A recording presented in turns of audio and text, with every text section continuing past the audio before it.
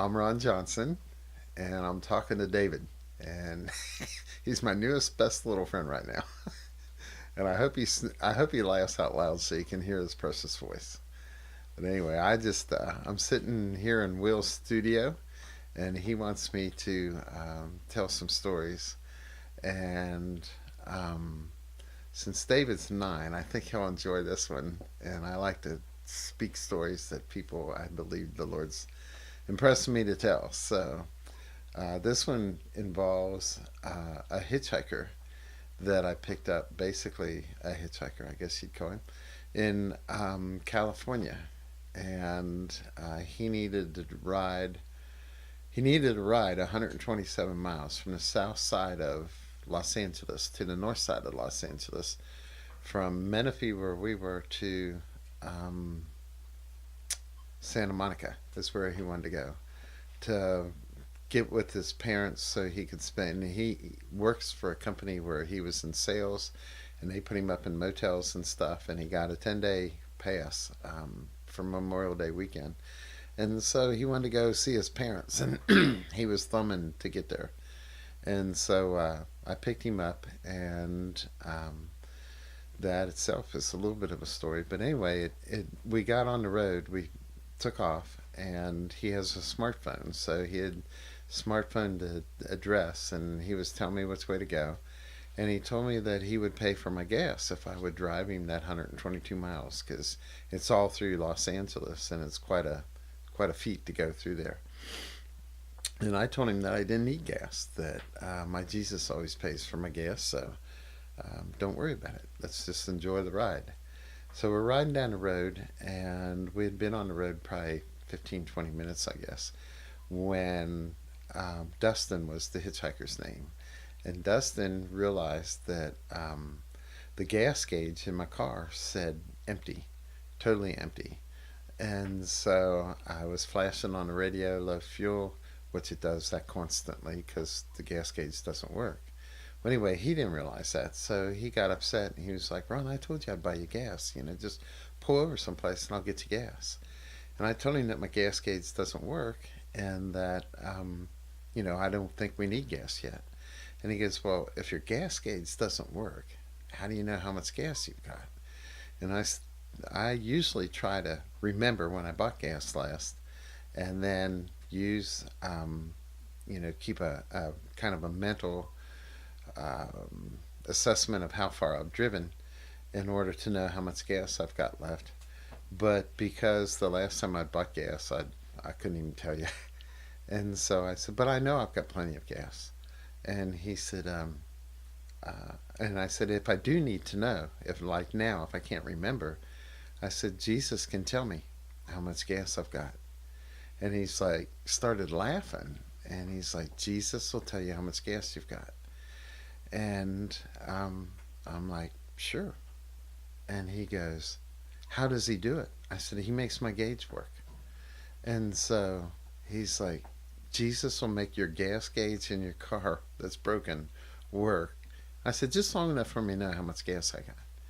And he was in total disbelief. So I asked the Lord, I said, "Jesus, will you show Dustin how much gas I've got in my tank?" And with that, the gas gauge went up to half, just up to half, and then back down to zero. And Dustin lost it. He started laughing out loud. I mean, he was just like hysterical laughing in the car. He goes, "I can't believe this," and he's going on and on.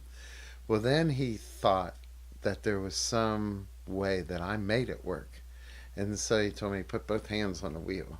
So I got both hands on the wheel, and as I'm driving down the road, and he's watching my hands, and he's checking my feet, he goes, "Okay, do it again." So I said, "Jesus, we got a non-believer in the car. You need to make the gas gauge work again." And as soon as I said it, the gas gauge went up to half and back down to zero.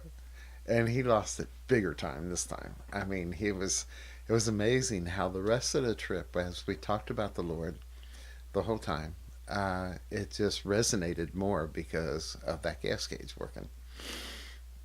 So when we got to Santa Monica, which should have taken a long time, but it seemed like we were only on the road it seemed like maybe a half hour at the most. But anyway, we got there, and Dustin grew up in Santa Monica. So he's like, take this exit, pull in this parking garage. They have free parking there for 3 hours. And you won't let me buy you gas, but there's a really cool pizza place down the road. I'll buy you a pizza. So we went and got a pizza, and we got it to go so we could go down by the beach and eat. And we were in this park, and we met a homeless guy, and we talked to him for a couple hours. And he ate half the pizza, which I was really hungry, and I could have ate more, but it worked out. Okay, and so anyway, I got we ate the pizza. We got this homeless guy some water, and then we prayed for him, and then we went walking some more. And the whole time all this is going on, Dustin had called his parents a couple of times to let them know that he was in Santa Monica and that he wanted to come by and maybe spend the night. And but they weren't returning the call, so he didn't, quite know what to do. So we spent the rest of the day walking around. We walked out on a pier and all this stuff. Well, by evening, Dustin took his smartphone and he said, I think since my parents haven't called, they might be out of town or something. He said, I'm going to check out motel rates on my smartphone. And he found one that was about 40 miles away that had a really good rate, and it was near his brother's house. So he said, tomorrow when I get up, my brother will be back in town and I can walk to his house. And so I said, well, come on, I'll take you. And he goes, no, you've already driven me 122 miles, or 100, I think it was 122.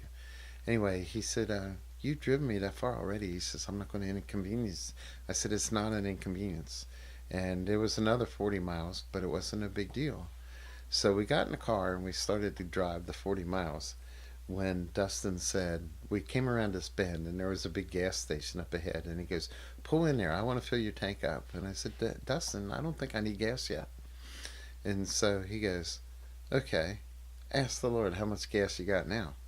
So I asked Jesus, and the gas gauge went up to about a quarter and then back down to zero. And he lost it again.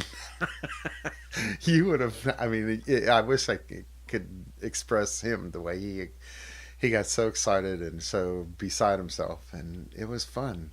And anyway, we went to the motel, and Dustin got his room and stuff, and then I GPSed from the motel back to the campground, and because I have a GPS in the car, and it was 122 miles back to the campground from where we were. So it was like, if you look on the map, we were down south, and we went over here to Santa Monica, and over here to, I forget the name of the town, but then I had to go back. So it's a little triangle we made, and it worked out great. And I got back that night, and everything worked out good.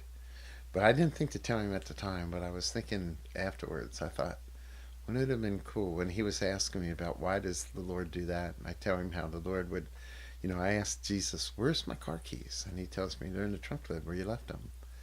And people have a hard time with that. And I think, in the Bible, Jesus talks about how we have, he's counted the hairs on our head. Now think about that. Think about how personal that would be, to have somebody count the hairs on your head and literally have that number in their head. I mean, if Jesus is personable enough to count the hairs on your head, I think he would tell you how much gas is in your tank, because it's important for you to know. And I think he would tell you where your car keys are. Or I have reader glasses now with my age, and sometimes I misplace those. And the Lord is right there. I just simply ask, and he tells me. And it's the most awesome relationship that a person can possibly have. And the Lord is just right there with us constantly. He, I don't know how to say that. He fills our bucket. He fills our body with love. He's in my heart. He's a whole package. You have it all when you have Jesus in your heart.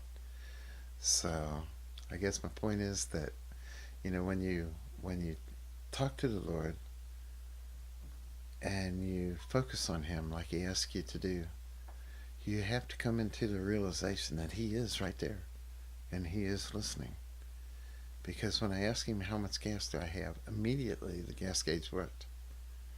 and um, immediately tells me where my car keys are. And that's how I believe how personable Jesus is. And I like him being there with me. Okay.